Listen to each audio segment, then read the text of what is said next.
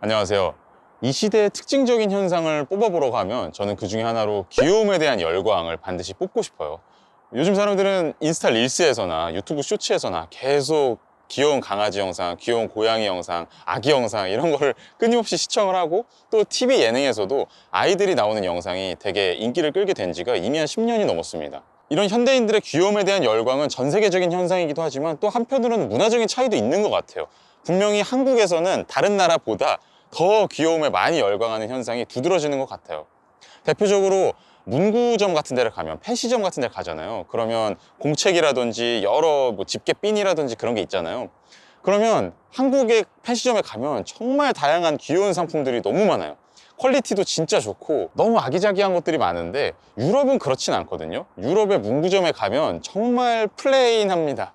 그냥 정석적이고 그냥 어른이 쓸 것 같은 용품들이 많아요. 거기는 좀 어느 정도 양분돼 있죠. 아예 어린이들이 쓰는 별로 퀄리티에 신경 안 쓴 그냥 귀염뽀짝한 것들이랑 어른들이 쓰는 깔끔하게 생긴 것들, 이렇게 좀 양분이 돼 있어서 저는 한편으로는 이 한국의 귀여운 펜시 제품을 유럽에 수출하면 진짜 잘 팔릴 것 같은데, 그런 생각도 많이 했거든요. 근데 어쨌든 전 세계적으로 봤을 때 한국이 특히 귀여운 거에 관심이 많고, 일본 같은 나라도 좀 그런 편인 것 같고, 이런 차이는 조금씩 있는 것 같습니다. 인간이 귀여운 걸 좋아하는 현상에 대해서는 당연히 생물학적인 설명이 일단 주어질 수가 있죠. 진화의 과정에서 당연히 아이를 잘 키우는 습성이 발달할 수밖에 없었기 때문에 아이 비슷한 어떤 대상을 보면 되게 귀여움을 느끼고 호의적인 마음이 드는 게 생물학적으로 보면 당연하다고도 볼 수 있습니다. 그런데 특히나 현대사회에서 사람들이 귀여움에 열광을 하고, 또 특정한 문화권의 사람들이 더더욱이나 귀여움에 많이 열광을 하는 현상은 저는 생물학적인 조건을 넘어서서 문화적인 설명 혹은 철학적인 설명이 주어져야 하는 것 같아요. 그래서 여기에 대해서 제가 좀 많은 생각을 해봤는데, 이 현상을 설명하기 위한 가장 핵심적인 키워드로 저는 소유 모드와 존재 모드의 대비가 떠올랐습니다.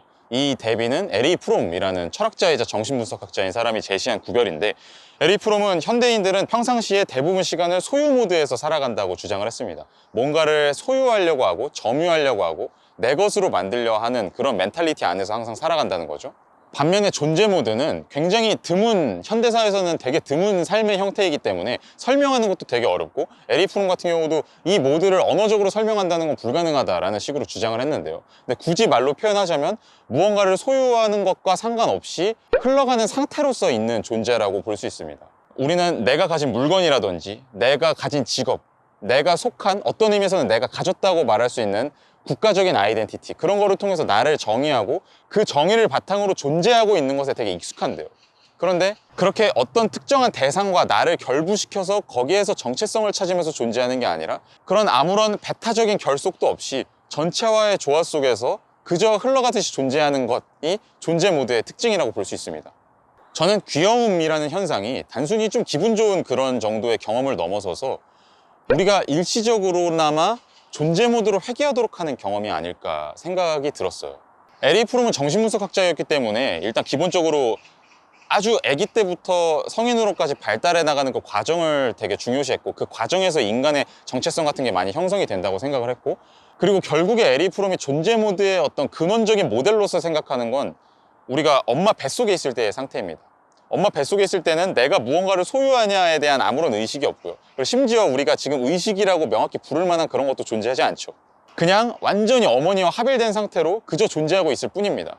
이 상태의 중요한 특징은 어머니와 나 사이에 구별이 따로 존재하지 않는다는 거죠. 그러니까 우리가 왜 평상시에 많은 것들을 소유하고 싶어 할까를 생각해 보면, 결국에는 대상과 내가 분리되어 있다라고 생각하기 때문에 그것을 어떤 방식으로든 소유하고 싶어 하는 거거든요. 만약에 처음부터 그 대상과 내가 구별되어 있지 않다면 굳이 소유에 대한 열망도 가질 필요가 없겠죠. 근데 우리가 귀여운 대상을 볼 때, 혹은 그 대상과 교감할 때를 생각해 보면, 그 대상과 나 사이에 거리감을 두고 명확히 구별된 상태에서 그 대상을 대한다기보다는 그 대상과 나 사이에 장벽이 허물어지는 듯한 느낌을 받거든요. 그래서 내가 그 대상한테 다가갈 수 있고 친해지고 싶고 어울리고 싶다는 느낌이 드는 거지, 단순히 그 대상을 소유해서 내 것으로 만들고 싶다라는 느낌은 아니라고 생각을 합니다. 그래서 현대사회에서 귀여움의 경험이란, 우리가 평상시에 이 자본주의, 물질주의 사회 속에서 거의 잊고 지내는 그 존재 모드 안에서 살아간다는 것이 무엇인지에 대한 감각을 잠시나마 일깨워주는 순간이 아닌가. 그러니까 마치 우리가 엄마 뱃속에 있을 때처럼 합일의 느낌, 편안한 느낌에 잠시나마 이르게 해주는 순간이 아닌가, 그런 생각이 듭니다. 꼭 우리가 이런 에리 프롬의 정신분석학적인 도식을 받아들이지 않더라도 어쨌든 내가 대상과 분리된 상태에서 그 대상을 소유하길 원하냐, 아니면 그 대상과 그저 어울리며 함께하기를 원하냐, 이 두 가지의 차이가 우리가 귀여움을 이해하는 데 있어서 되게 중요하다고 봅니다. 우리가 평상시에 어떨 때 특히 대상들과 분리된 상태에 놓이게 되는지를 한번 생각해 보면 두려움이 되게 큰 역할을 하는 것 같습니다. 우리는 평소에 주로 세계가 두렵다고 느끼기 때문에 세계와 나 사이에 어떤 장벽을 내가 소유함으로써 그 장벽을 통해서 세계로부터 나를 보호하고 싶어 하고, 그 장벽이라는 건 때로는 돈이 될 수도 있는 거고, 때로는 직업이 될 수도 있는 거고, 때로는 지위가 될 수도 있는 거고, 다양한 소유물들이 존재할 수 있는 건데, 세계가 나를 위협한다고 느끼기 때문에 이런 소유물들을 탐욕을 부려서 어떻게든 많이 소유를 함을 통해서 내 자아를 지키고 싶어 합니다. 그런데 귀여운 대상들의 중요한 특징은 무해한 대상이라는 겁니다. 그 대상은 나를 전혀 해칠 의도도 없는 것 같고 해칠 능력도 없는 것 같고 되게 순진무구한 상태로 존재하고 있잖아요. 그 점이 참 우리 마음에 위안을 주는 거죠. 평상시에 우리는 여러 가지 위협에 시달리면서 꼭 누가 막 칼 들고 협박을 하는 게 아니더라도 이 세상에서 생존해 나가는 것 자체가 참 고된 일이고 항상 두려움과 맞서 싸워야 하는 일인데, 그렇게 나를 위협하지 않는 특정한 대상을 발견할 때 우리는 되게 큰 마음의 평안을 느끼게 되는 게 아닌가 싶고요. 그리고 또 여기서 되게 중요한 포인트는 귀여운 대상들은 나를 평가하지 않는다는 겁니다. 저는 평가는 현대인들이 경험하는 두려움의 아주 핵심적인 요소를 이룬다고 생각해요. 항상 어딜 가든 사람들이 나를 평가한다라는 듯한 느낌을 받고, 그 평가는 일종의 위협이죠. 거기서 내가 좋은 평가를 받아야지만 안정적인 상태를 유지할 수가 있으니까요. 그런데 귀여운 대상들은 나를 평가하기는커녕 오히려 나의 도움을 필요로 한다든지, 아니면 때론 되게 무심하게 존재합니다. 이 무심함이 되게 흥미로운 포인트 중 하나라는 생각도 들어요. 고양이들이 특히 되게 무심한 동물 중에 하나고, 특히 요즘에 많이 인기를 얻는 팬더도 되게 보면 무심하잖아요. 본인 먹는 거에만 관심이 있고, 사람들이 가도 물론 사람들한테 앵기고 그런 장면도 있지만 그것보다도 무심하게 자기 스스로 존재하려고 하는 활동을 더 많이 하는 측면이 강한 것 같거든요. 그런 걸 볼 때 우리는 저 대상한테 내가 평가당하지 않는구나, 그런 느낌을 받으면서 그 대상이 두렵게 다가오지가 않고, 그 순간만큼은 세계가 내가 투쟁해서 소유물을 쟁취함으로써 생존해야 되는 공간이 아니라 그저 존재할 수 있는 공간으로서의 가능성을 엿보지 않나 싶습니다. 철학자 중에서는 존 듀이라는 사람이 이 동물을 볼 때 즐거움에 대해서 논한 바가 있어요. 이 사람 같은 경우는 평상시에 되게 단절의 상태에 이르렀을 때, 뭔가 세상과 분리된 것 같은 느낌을 받았을 때 동물들이 어떻게 살아가는지를 관찰해 보는 것은 우리가 잊고 살았던 경험의 통합을 환기시키는 데 중요한 역할을 할 수 있다, 이런 식으로 주장을 했습니다.